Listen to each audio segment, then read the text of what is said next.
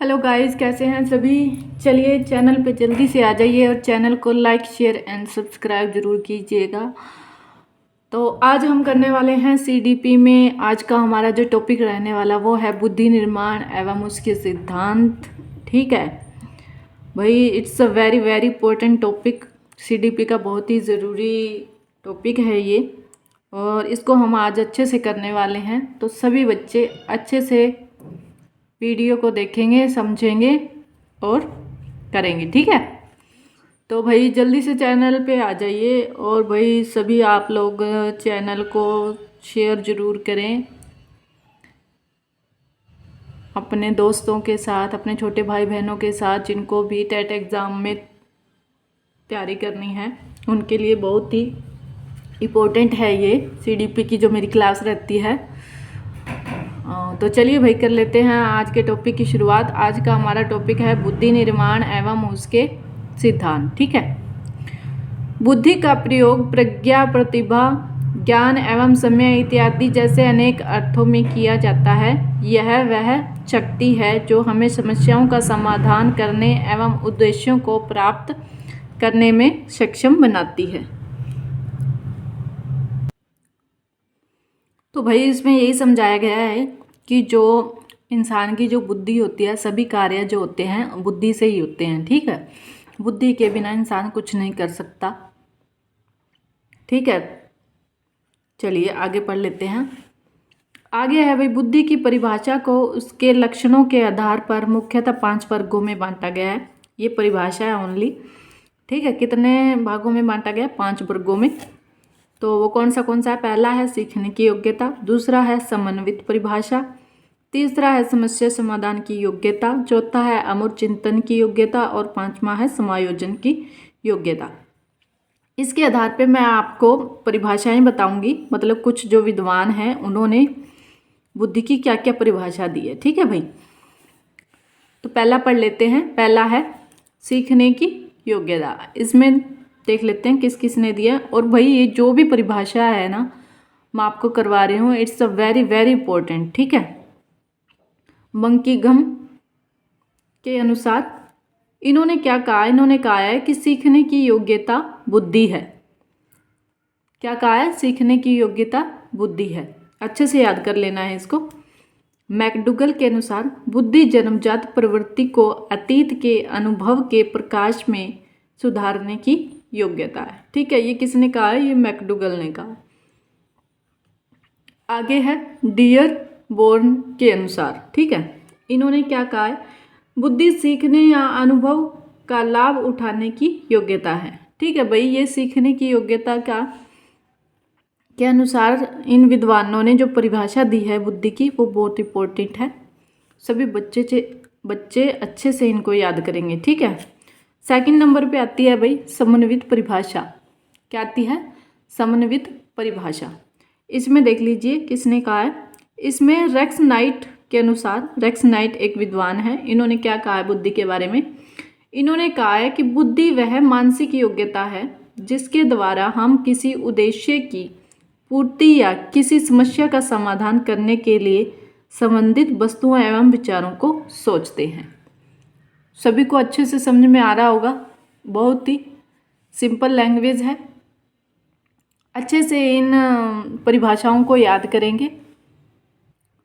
चलिए नेक्स्ट पे चल लेते हैं। नेक्स्ट है बैक्सलर के अनुसार। बैक्सलर विद्वान हैं, इन्होंने क्या कहा है? इन्होंने कहा है कि बुद्धि व्यक्ति की संपूर्ण शक्तियों का भोग या सार्वभौमिक योग्यता है जिसके द्वारा वह उद्देश्यपूर्ण कार्य करता है, तर्कपूर्ण ढंग से सोचता है तथा प्रभावपूर्ण ढंग से वातावरण के साथ संपर्क स्थापित करता है।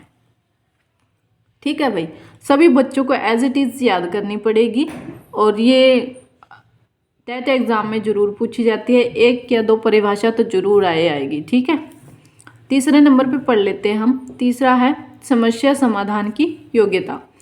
इसमें कौन से विद्वान हैं? इसमें है रेक्स नाइट के अनुसार। इन्होंने कहा है कि बुद्धि वह योग्यता है जो लक्ष्य की पूर्ति तथा समस्या समाधान के निमित्त हमारे मन में विचारों को जागृत करती है। ठीक है, ये याद रखना है। आगे है बर्ट के अनुसार बुद्धि में अच्छी तरह निर्णय करने, समझने तथा तर्क करने की योग्यता होती है।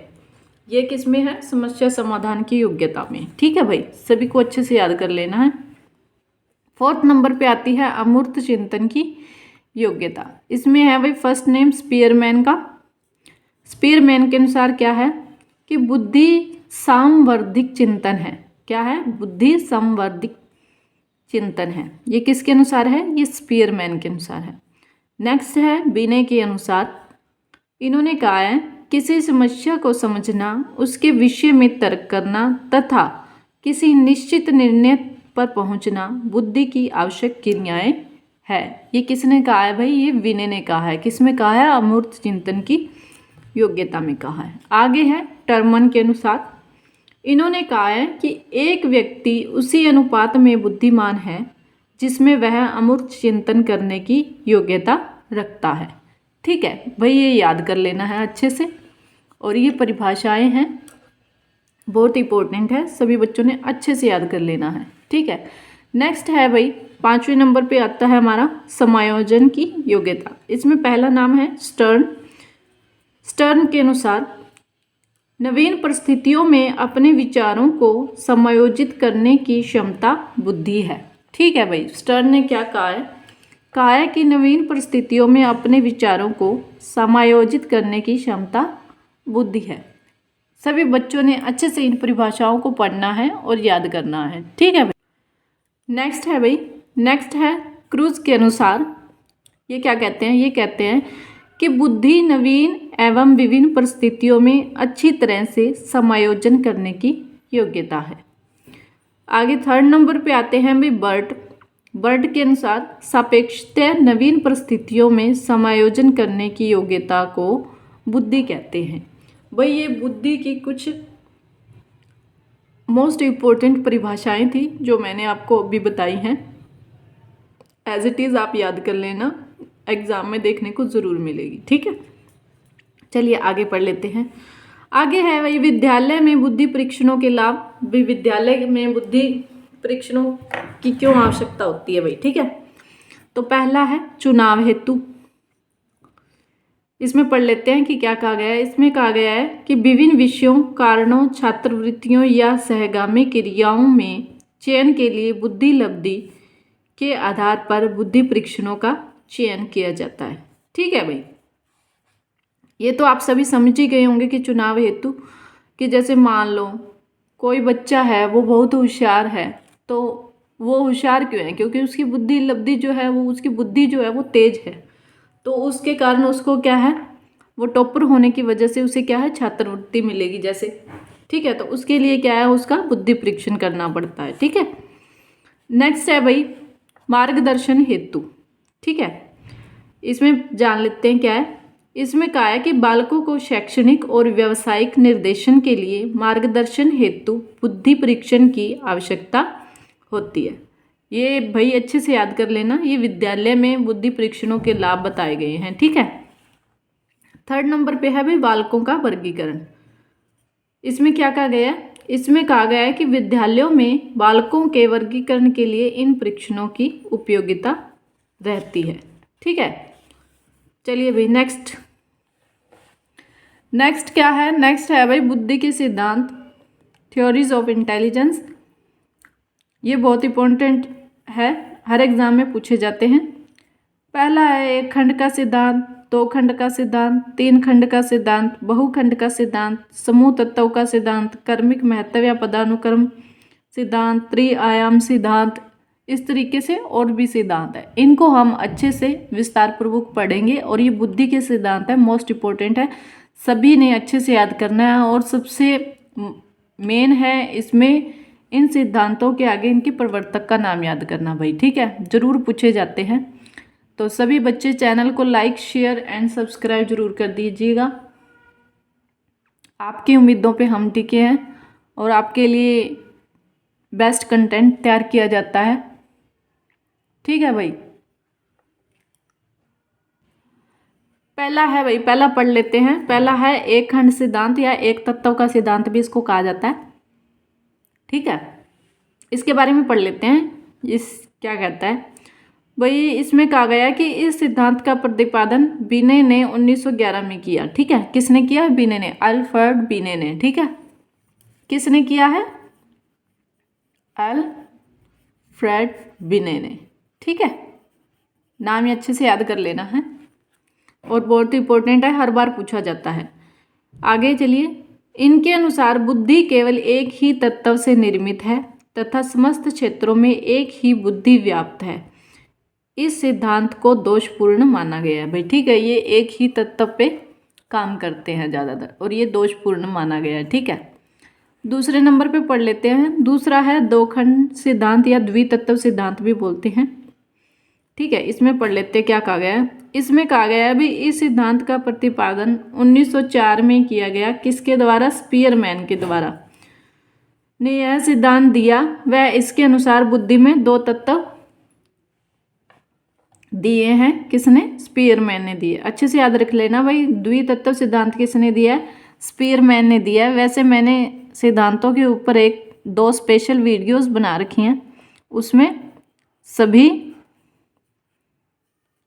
सिद्धांत और उनके आगे प्रतिपादक के नाम है। आप उस वीडियो को जरूर देखें, बहुत ही इंपॉर्टेंट है। ठीक है, चलिए आगे पढ़ लेते हैं। इसमें पहला इन्होंने बताया है कि सामान्य तत्व या योग्यता, जनरल एबिलिटी और जी फैक्टर। ठीक है, दूसरे नंबर पे इन्होंने बताया है विशिष्ट तत्व या योग्यता, स्पेसिफिक एबिलिटी और या एस फैक्टर। ठीक है, चलिए आगे पढ़ लेते हैं। आगे क्या कह रहे हैं? ये कह रहे हैं कि स्पीयरमैन ने बुद्धि को दो शक्तियों या योग्यताओं का योग माना है। सामान्य योग्यता व्यक्तित्व को सभी प्रकार के कार्यों में सहायता करती है और विशिष्ट योग्यता विशेष कार्यों में सहायक होती है। ठीक है भाई, अच्छे से समझ में आ गया होगा सबको। आगे है भाई जी तत्व की विशेषता। इसके बारे में पढ़ लेते हैं कि जो इन्होंने ये जो दिए है ना जी फैक्टर और एस फैक्टर, इसके बारे में पढ़ लेते हैं। ठीक है, तो पहला है भाई हमारा जी फैक्टर की विशेषताएं। जी फैक्टर के बारे में पढ़ेंगे, जी तत्व। चलिए, यह तत्व सभी व्यक्तियों में पाया जाता है। ठीक है भाई, जी जो तत्व है वो सभी व्यक्तियों में पाया जाता है। जी फैक्टर जो है भाई वो जन्मजात होता है। सामान्य योग्यता में प्रत्येक व्यक्ति या बालक भिन्न होता है। यह तत्व जिस व्यक्ति में अधिक होता है वह दूसरों की अपेक्षा जीवन में अधिक सफल रहता है। ठीक है, ये अच्छे से याद करना भी वेरी इंपॉर्टेंट है। यह तत्व प्राय सभी कार्यों के लिए अधिक आवश्यक होता है। ठीक है, ये जी तत्व की मुख्य विशेषताएं हैं। सभी बच्चों ने अच्छे से इसको याद कर लेना है, समझ लेना है। ठीक है, नेक्स्ट है भाई हमारा एस तत्व, एस फैक्टर के बारे में। ठीक है, इसकी विशेषताओं को और पढ़ लेते हैं। क्या कहा गया है इसमें, क्या क्या मुख्य विशेषताएं हैं इसकी। चलिए, यह तत्व भिन्न भिन्न व्यक्तियों में भिन्न भिन्न अर्थात कम या अधिक मात्रा में पाया जाता है। यह तत्व क्रिया विशिष्ट होता है, अर्थात भिन्न भिन्न क्रियाओं के लिए भिन्न प्रकार के विशिष्ट तत्व होते हैं। ठीक है, व्यक्ति में जिस विशिष्ट तत्व की अधिकता होती है वह उसी में निपुण होता है। ठीक है, विशिष्ट तत्व को अर्जित किया जा सकता है। ये भाई एस तत्व की स्पेसिफिक फैक्टर की क्या है, विशेषताएं हैं। सभी ने अच्छे से इसको याद करना है और मोस्ट इम्पोर्टेंट है। ठीक है भाई, टू द पॉइंट है, मेन आपके लिए लाया गया है। ठीक है, चलिए आगे पढ़ लेते हैं। आगे है भाई तीन खंड का सिद्धांत या त्रितत्व सिद्धांत भी इसको कहते हैं। ठीक है, इसमें पढ़ लेते हैं क्या कहा गया है। इसमें कहा गया है कि इस सिद्धांत के प्रवर्तक भी स्पीयरमैन है। कौन है भाई? स्पीयरमैन है। स्पीयरमैन ने बुद्धि के जी और एस तत्वों के साथ एक और सामूहिक तत्व जोड़ दिया है। यह सिद्धांत सभी विवादास्पद रहने के कारण सर्वमान्य नहीं हो सका है। ठीक है भाई, इसको अच्छे से याद कर लेना है। इसमें क्या है, त्रितत्व सिद्धांत में एक सामूहिक तत्व और जोड़ा गया है, बस यही याद करना है। मेन स्पीयरमैन ने दिया है ये। चलिए भाई, आगे है फोर्थ नंबर पे बहुखंड का सिद्धांत, बहुतत्व सिद्धांत भी कहते हैं। इसमें पढ़ लेते हैं। थॉर्नडाइक के अनुसार बुद्धि के तत्व उतने होते हैं जितनी कोई मनुष्य विभिन्न प्रकार की क्रियाएं करता है। ठीक है, बहुतत्व का मतलब ही समझ गए होंगे कि बहुत सारी। ठीक है, ये और ये किसने दिया? थॉर्नडाइक ने दिया, ये याद रखना है। बहुतत्व का सिद्धांत किसने दिया? या बहुखंड का सिद्धांत किसने दिया है? थॉर्नडाइक ने दिया। अच्छे से याद कर लेना इसको भाई। चलिए नेक्स्ट है समूह तत्व का सिद्धांत। थर्स्टन ने बुद्धि में 7 मानसिक योग्यताएं बताई हैं और कहा है कि इन 7 मानसिक योग्यताओं का समूह ही बुद्धि है। अच्छे से इसको याद करना है भाई, इंपॉर्टेंट है ये किसने दिया है समूह तत्व सिद्धांत? ये दिया है थर्स्टन ने। किसने दिया है? थर्स्टन ने। ठीक है भाई, इसमें 7 मानसिक योग्यताओं के बारे में विशेष बात की गई है। वो क्या है वो हम अच्छे से अभी पढ़ लेते हैं। ठीक है, मोस्ट इम्पोर्टेंट है। ठीक है, इम्पोर्टेंट है भाई, सभी बच्चों ने अच्छे से याद कर लेना है। पहली है प्रेक्षण योग्यता, स्पेशल एबिलिटी। इसको S डिजिट से मतलब वो किया गया है। ठीक है, आगे है अंक योग्यता, नंबर एबिलिटी N नंबर से। शाब्दिक योग्यता वर्बल एबिलिटी। वाक योग्यता वर्ड फ्लुएंसी W से। स्मरण योग्यता मेमोरी एबिलिटी M से। तार्किक योग्यता रीजनिंग एबिलिटी R से। पर्यवेक्षण योग्यता प्रीसेप्शन एबिलिटी P से। ठीक है, इन सभी का जोड़ ही क्या है? इंटेलिजेंस है। ठीक है, जैसे मैंने आपको ये बताया था ना कि इनको SNVWMRP इन सब का जोड़ ही क्या है? इंटेलिजेंस यानी कि बुद्धि है। ठीक है, चलिए नेक्स्ट, ये समूह तत्व में है भाई, ये याद रखना है सभी को। किसने दिया है? थर्स्टन ने दिया है। ठीक है, और ये 7 मानसिक योग्यताएं हैं जो इंटेलिजेंस के बारे में बताती है। ठीक है, आगे है भाई कर्मिक महत्व या पदानुक्रमिक सिद्धांत। ये भी इम्पोर्टेंट है भाई। इस सिद्धांत का प्रतिपादन 1964 में वर्ट एवं बर्नन द्वारा किया गया। यह सिद्धांत प्रत्येक मानसिक योग्यताओं को कर्मिक महत्व प्रदान करता है। इस महत्व क्रम में सामान्य मानसिक योग्यताएं सर्वप्रथम आती है तथा विशिष्ट योग्यताएं निम्न स्तर पर रहती हैं। ठीक है, इसमें एक आ गया है। इसमें भाई मेन यही है, नाम याद कर लेना है। इसमें 1964 में वर्ट एवं बर्नन ने कौन सा सिद्धांत दिया है? कर्मिक महत्व या पदानुक्रमिक सिद्धांत। ये याद कर लेना आप। ठीक है, आगे चलिए। आगे है भाई त्रिआयाम सिद्धांत। इम्पोर्टेंट है भाई, इसको मैं लिख देती हूँ आगे, इम्पोर्टेंट है। ठीक है, पूछा जाता है हर बार। गिलफोर्ड के अनुसार त्रिआयाम सिद्धांत किसने दिया है? गिलफोर्ड ने दिया है। अच्छे से याद कर लेना। ठीक है, सभी भाई अच्छे से याद कर लेना। ठीक है, सॉरी भाई, थोड़ा सा ब्राइटनेस का सिस्टम कर लेते हैं इसमें। ठीक है, चलिए। त्रिआयाम सिद्धांत किसने दिया है? गिलफोर्ड ने दिया है। पढ़ लेते हैं इसके बारे में। गिलफोर्ड के अनुसार मानसिक योग्यता प्रमुख रूप से 3 तत्वों से निर्मित है। कितने से? 3 से। संक्रिया, विषय वस्तु या उत्पादन। ठीक है, ये याद कर लेना है भाई अच्छे से, बहुत इंपॉर्टेंट है ये। संक्रिया, विषय वस्तु तथा उत्पादन। ठीक है, गिलफोर्ड ने 1967 में डिब्बे के आकार का एक मॉडल प्रस्तुत किया जिसे बुद्धि संरचना मॉडल कहा गया। क्या कहा गया? बुद्धि संरचना मॉडल के नाम से जाना जाता है। इस मॉडल के अंतर्गत मूल रूप से 5 गुना 4 गुना 6 बराबर में 120 कोष बनाए गए। 120 के बाद कोषों की संख्या 150 कर दी गई व उसके बाद 180 कर दी गई। ये कैसे कर दी गई? आगे 180 वो आगे आपको बता रहे हैं, अच्छे से समझना है। ठीक है, आगे है भाई बुद्धि संरचना मॉडल के 3 आयाम, जो कि मैंने अभी बताया कि इंपॉर्टेंट है। कौन सा? संक्रिया, विषय वस्तु तथा उत्पादन। पहला हम पढ़ लेते हैं संक्रिया। ठीक है, ऑपरेशन। इसमें क्या बताया गया है? इसमें बताया गया है कि समस्या समाधान के लिए व्यक्ति जिस मानसिक प्रक्रिया से गुजरता है उसे संक्रिया कहते हैं। ठीक है भाई, कि जो समस्या समाधान करने के लिए व्यक्ति जो कुछ अपने दिमाग से सोचता है, करता है, उसे क्या कहते हैं? संक्रिया कहते हैं। इसको 6 भागों में बांटा गया है। कितने में? 6 भागों में। कौन सा? पहला है मूल्यांकन, दूसरा है अभिसारी चिंतन, तीसरा है अपसारी चिंतन, चौथा है स्मृति धारण, पांचवा है स्मृति अभिलेखन और छठा है संज्ञान। इट्स वेरी वेरी इंपॉर्टेंट, आपको अच्छे से इसको याद करना है, ठीक है भाई। सभी बच्चे भाई चैनल को लाइक शेयर एंड सब्सक्राइब जरूर कीजिएगा, आपके लिए ऑथेंटिक वीडियो बनाई जाती है, प्लीज़ आप शेयर कीजिए, ठीक है। ज़्यादा से ज़्यादा लोगों में शेयर कीजिए। अपने जो भी सोशल मीडिया ऐप्स आप यूज़ करते हैं उनके ऊपर आप स्टेटस लगाइए प्लीज़, ताकि हमारा हौसला बढ़े, लोग ज़्यादा से ज़्यादा देखें हमें, ठीक है। चलिए भाई, दूसरा है विषय वस्तु कंटेंट।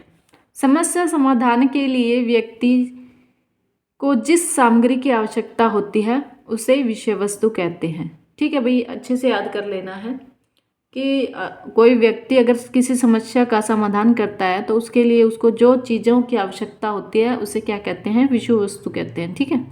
इसे 5 भागों में बांटा गया है। कितने भागों में? 5 भागों में। कैसे? पहला है दृष्टि, दूसरा है श्रवण, तीसरा है सांकेतिक, चौथा है शाब्दिक और पांचवा है व्यवहार परक।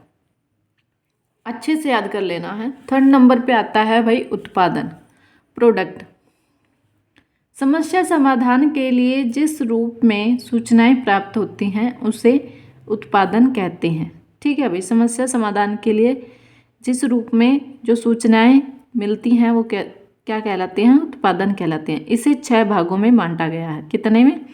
6 भागों में। पहला है इकाई, दूसरा है श्रेणियाँ, 3rd पे है संबंध, 4th पे है प्रणालियाँ, 5th पे है रूपांतरण और 6th पे है अनुप्रयोग, ठीक है। अच्छे से इनको याद करना है भाई सभी बच्चों ने।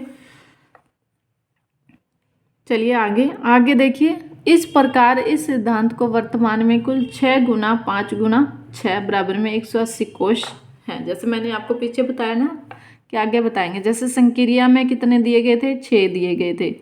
और विषय वस्तु में कितने दिए गए हैं? 5 दिए गए हैं। और यहाँ उत्पादन में कितने दिए गए हैं? 6 भाग दिए गए हैं। तो इनका मल्टीपल ही क्या है? 180 कोश है, ठीक है। चलिए आगे चलते हैं भाई। आगे है न्यायदर्श प्रतिदर्श सिद्धांत। यह किसने दिया है? यह थॉमसन ने दिया है। इसको याद कर लेना है भाई। थॉमसन के अनुसार जब मनुष्य किसी कार्य को संपादित करता है तो उस कार्य के संपादन के लिए सभी योग्यताओं में से थोड़ा थोड़ा प्रतिदर्श लेकर उस कार्य विशेष के लिए एक नवीन योग्यता बना लेता है, ठीक है भाई। ठीक है भाई, इसमें यही है, इसको याद कर लेना अच्छे से। न्यायदर्श या प्रतिदर्श का सिद्धांत किसने दिया है? थॉमसन ने दिया है। इसको याद कर लेना अच्छे से, ठीक है। आगे चलिए। आगे है 9th नंबर पे कैटल व हॉर्न का बुद्धि सिद्धांत, ठीक है। इसमें इन्होंने 2 प्रकार बताए हैं, एक तरल बुद्धि और ठोस बुद्धि, ठीक है। ये याद कर लेना। इसमें से ये भी पूछा जाता है कि तरल बुद्धि सिद्धांत किसने दिया है? इन दोनों का नाम आएगा, कैटल और हॉर्न। या ठोस बुद्धि सिद्धांत भी पूछा जाता है, इसमें यही है, ठीक है। ये याद रखना अच्छे से। आगे है भाई बहुबुद्धि का सिद्धांत।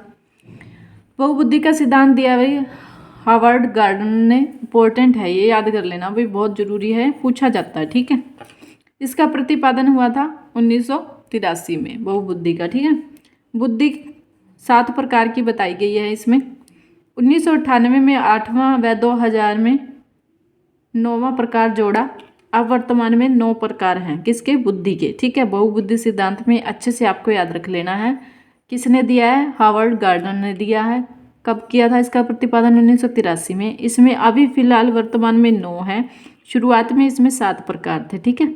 ये याद कर लेना है। मेन इसमें अभी यही है कि अभी इसमें कितने हैं? 9 प्रकार हैं, ठीक है। आपको ये जरूर याद रखना है।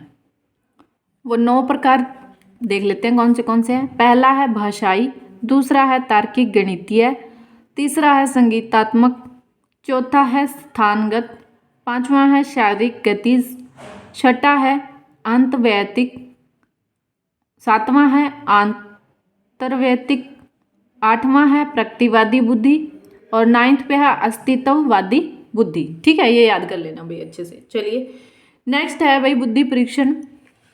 It's a very important topic, ठीक है। बुद्धि परीक्षण जेम्स ट्रेवर के अनुसार बुद्धि परीक्षण किसी प्रकार का कार्य या समस्या होती है जिसकी सहायता से एक व्यक्ति के मानसिक विकास के स्तर का अनुमान लगाया जा सकता है या मापन किया जा सकता है। भाई ये परिभाषा है, ठीक है, ये याद रखना है, ये इंपॉर्टेंट है इसलिए मैंने आपको करवाई है, ये पूछी जाती है, ठीक है, बुद्धि परीक्षण के बारे में, ठीक है। किसने दी है? जेम्स ट्रेवर ने दी है। बुद्धि परीक्षण का जो आगे एक मैंने छोटा सा डायग्राम बनाया उससे समझते हैं, अच्छे से समझ में आएगा। जो बुद्धि परीक्षण है वो दो प्रकार की है, एक होती है बुद्धि परीक्षण व्यक्तिगत बुद्धि परीक्षण, दूसरा होता है सामूहिक बुद्धि परीक्षण। व्यक्तिगत में कौन सा आता है? शाब्दिक और अशाब्दिक, और सामूहिक में भी क्या आता है? शाब्दिक और अशाब्दिक, ठीक है। चलिए आगे चल लेते हैं। आगे है भाई बुद्धि मापन में प्रयुक्त आधारभूत प्रत्यय, ठीक है। बुद्धि मापन के लिए किन किन चीज़ों की जरूरत होती है वो पढ़ लेते हैं। पहला आता है वास्तविक आयु, दूसरे नंबर पे आती है मानसिक आयु, ठीक है। मानसिक आयु का विचार जो है 1908 में विने ने दिया था, अल्फ्रेड विने ने, ठीक है। किसने दिया था? अल्फ्रेड विने ने दिया था। अच्छे से याद कर लेना इसको, ये बहुत बार पूछा जाता है। किसका दिया था? मानसिक आयु का सिर्फ विचार दिया था, ये याद रखना है, ठीक है भाई। चलिए नेक्स्ट है बुद्धि लब्धि। बुद्धि लब्धि का सूत्र टर्मन ने 1916 में दिया था। क्या दिया था? मानसिक आयु बट्टा वास्तविक आयु गुणा में 100। ये याद रखना है, ये बहुत बार पूछी जाती है, अच्छे से याद रख लेना। किसने दिया है? टर्मन ने दिया है, ठीक है। चलिए पढ़ लेते हैं। टर्मन द्वारा दिया गया बुद्धि लब्धि का वर्गीकरण, इसको हम अच्छे से पढ़ेंगे, ये जरूर आता है, एक क्वेश्चन तो जरूर आएगा, डेफिनेटली लिख के ले लो, हर टेट एग्जाम में इससे एक क्वेश्चन जरूर आता है बुद्धि लब्धि के वर्गीकरण के बारे में, ठीक है। ये किसने दिया भाई? याद कर लेना, टर्मन ने। भाई सभी बच्चे चैनल को लाइक शेयर एंड सब्सक्राइब जरूर कीजिएगा, ठीक है, ज़्यादा से ज़्यादा शेयर कीजिएगा ताकि सभी बच्चों तक अच्छे से वीडियो पहुंच सके। चलिए इसके बारे में जान लेते हैं। बुद्धि लब्धि और बुद्धि वर्ग है, अच्छे से आपको देखना, अच्छे से याद हो जाएगा, इसमें कुछ ज़्यादा वो नहीं है, ठीक है। 140 से अधिक जिनकी बुद्धि लब्धि होती है वो किस में आते हैं? वो प्रतिभाशाली बच्चों में आते हैं, ठीक है। 120 से 139 के बीच में जिनकी बुद्धि लब्धि होती है वो होते हैं प्रखर बुद्धि के। क्या होते हैं? प्रखर बुद्धि के। 110 से 119 के बीच में जिनकी बुद्धि लब्धि होती है वो होते हैं तीव्र बुद्धि वाले बच्चे, ठीक है। 90 से 109 के बीच में जिनकी बुद्धि लब्धि होती है वो होते हैं सामान्य बुद्धि के बच्चे।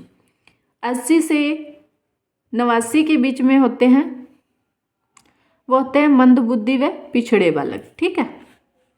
आगे चलिए, आगे है 70 से 79 के बीच में होते हैं निर्बल बुद्धि के बच्चे, ठीक है।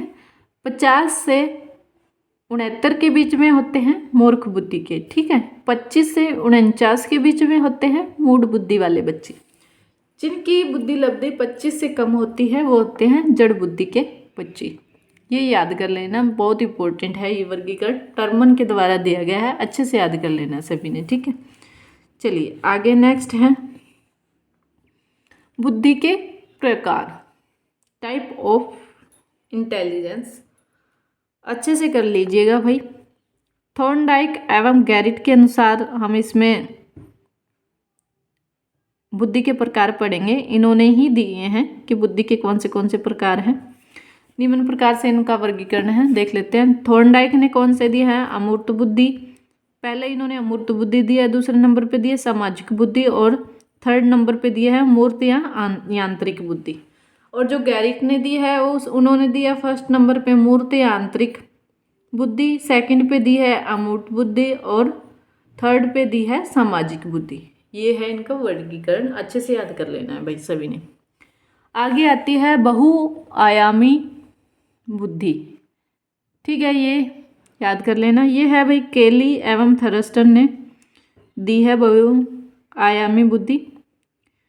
केली एवं थर्स्टन ने बुद्धि का बहुआयामी होना निश्चित तौर पर संभव है। बहुआयामी बुद्धि होने के कारण ही कुछ लोग कई प्रकार के कौशलों में निपुण होते हैं, ठीक है भाई। जैसे एक बच्चा है, मान लो उसके अंदर कई तरीके की बुद्धि है, ठीक है, सॉरी, तो क्या है कि बच्चा उसके अंदर कई स्किल्स होती हैं, ठीक है। जैसे एक बच्चा है उसमें क्या है कि उसमें ड्राइंग की स्किल्स है और सोशल मीडिया की भी है, या कुछ और मान लो जैसे डांस की स्किल भी है, मतलब मल्टी टैलेंटेड होता है, ठीक है बच्चा इसमें बहुआयामी में, ठीक है।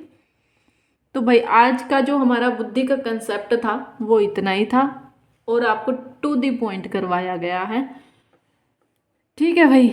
सभी बच्चे चैनल को लाइक शेयर एंड सब्सक्राइब जरूर कीजिएगा, आपकी उम्मीदों पे हम टिके हैं, ठीक है।